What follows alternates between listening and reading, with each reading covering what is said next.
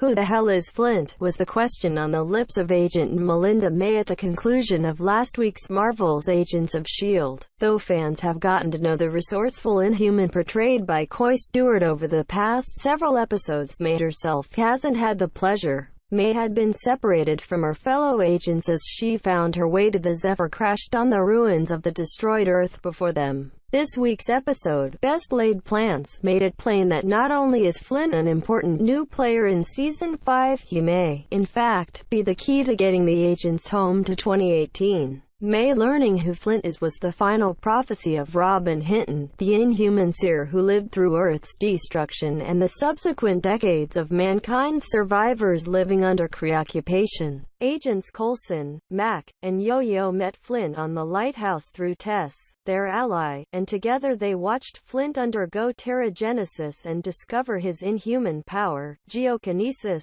or rather, the ability to move and control rocks with his mind. Mac and Yo-Yo stayed behind with Flint to help lead the humans in a revolution against Cassius and their Kree oppressors while Coulson, Daisy Johnson, Fitzsimmons, and Dickie fled to the surface and reunited with May on board the Zephyr. Our heroes made a number of discoveries on board the Zephyr so that the pieces are now falling into place as to how S.H.I.E.L.D. will be able to leave the future they're trapped in and travel back to the present day. The Zephyr contains a device called an isochronous cyclotron with resonant superconducting coils.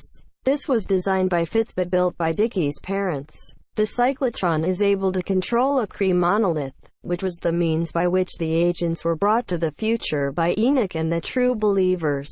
Naturally, since they came forward via monolith, it's logical to assume they can also be sent back via the same monolith. Complicating matters is the fact that monolith has been broken into pieces and most of it is missing. Through Dickie, the agents only possess a shard of the monolith. But if they can find the rest of the monolith, either in the lighthouse or somewhere on what's left of the planet, it just so happens they have a new Inhuman friend who has the power to push rocks together and reassemble the unique crystalline structure of that very monolith, our man Flint. However, some questions surround Flint and it's likely there's more to him than meets the eye. From what we've seen of Flint so far, he seems like a good-hearted person. But he has killed when he has to, though the same can be said for all of S.H.I.E.L.D. Still, it could be that an Inhuman with precisely the exact ability the agents of S.H.I.E.L.D. need to reassemble an ancient space rock that can send them back to the present seems just a tad too convenient.